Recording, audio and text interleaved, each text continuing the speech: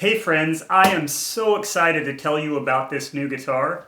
It's a Santa Cruz Prewar, which we have affectionately named Mimi after the monkey that's right here on the headstock.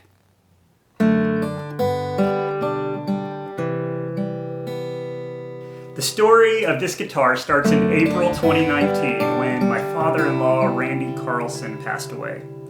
And Randy was a great person, a wonderful father, a wonderful grandfather, and here you see him with my daughter Etta. And when he died, we found ourselves looking for small things that we could hold on to remember him by. Little physical things. I brought home a pair of his suspenders. He often wore suspenders, so I associated suspenders with him. And this got me thinking, what physical thing do my kids associate with me that I could one day leave to them? And the obvious answer was guitars. I play a lot of guitar with the kids, so they associate guitars with me.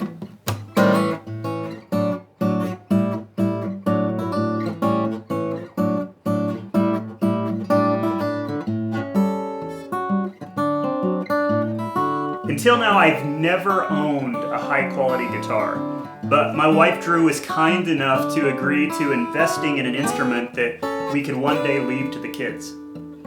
Actually, we have 4 kids, so the agreement was 4 instruments. But we also just bought a house, so I'm afraid that the other kids are going to have to wait unless Santa Cruz puts me on a sponsorship. So we started with just this one. This is for our daughter Etta. So with that agreement, I started researching the world of fine guitars. And what I found is it's a bit like fine wines. There's a lot of varieties, and each variety has its own personality, its own standards of excellence. And I realized that created an opportunity. Not only could I give the kids an instrument, but I could create something that reflects their individual personalities. My hope is that someday, 60 years from now, they'll be able to look at that guitar and see in it a picture of what their dad saw in them when they were small. The next question was, who should build the guitar? And I landed on a company called Santa Cruz Guitar Company. Santa Cruz was started by a guy named Richard Hoover back in the 70s. It's a company that focuses on excellent craftsmanship, sustainable practices, and perfect customization to the individual player. So back in December, I took Etta with me, and we went down to Santa Cruz and visited the shop. Richard and Carolyn and the crew couldn't have been more kind. And while we were there, we also visited some family in San Jose. We saw the redwoods. It was a great father-daughter adventure. Then came the question of what sort of guitar to build. And I settled on an orchestral model, or OM, this guy. OM was designed by Martin back in 1929, so this is almost a 100-year-old design. It's known for being balanced. It can handle a range of styles. You can play it with a pick or finger style. Also, it's not a very big instrument, which was important because Etta's fairly petite, and I hope that one day she might play it.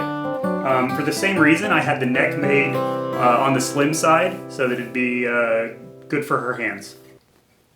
In styling, this guitar resembles the early instruments built by Martin, Larson, and others 100 years ago.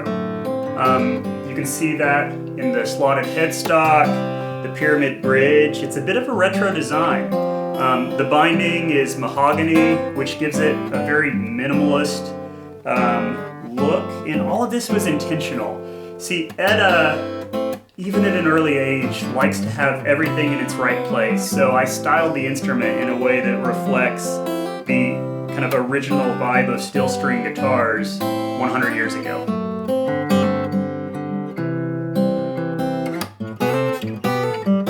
The wood that a guitar is made of is very important to its final voice.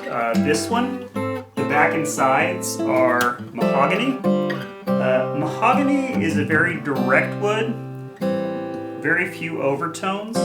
You can think of it like a camera without a filter on it. You just get the raw photo. So alternatively, you have woods like, say, rosewood, which gives a lot of shimmer to the sound, and you could think of that like a photo with a great filter on top of it. But mahogany, you just get the raw sound. On a mahogany guitar, if you play great, it's beautiful. And if you play sloppy, it's ugly. You get what you put into it. And, if I'm honest, that's why the audio clips in this video are so short. I can only play about 30 seconds before I mess something up. But mahogany was an obvious choice for Etta, because she's a no overtones sort of girl.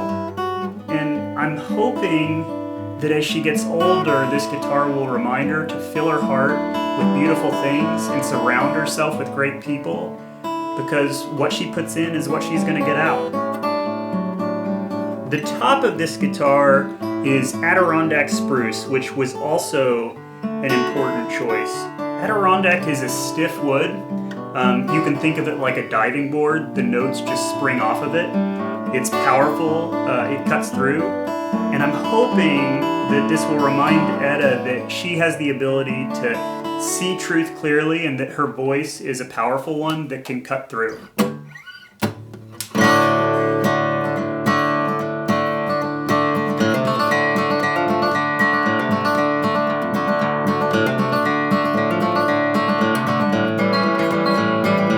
A second thing about Adirondack is that it takes several years to break in. When it's new, it can be a bit rigid. But as it ages, it grows more warm and open. And I'm hoping this will be a reminder to Etta to let the difficulties she encounters in life push her towards warmth and openness. Finally, we added just a little bit of bling for balance. Here on the 12th fret, we have the Santa Cruz logo in abalone, and also in abalone up on the headstock, we have Mimi. Mimi has been Etta's constant companion since she was a baby, and I'm hoping that Mimi here on the headstock will remind her to find the joy in life, not take herself too seriously. So that's it, folks. Thank you for watching this far. I've gotten so much joy out of this guitar already, and I'm hoping you enjoyed hearing about it.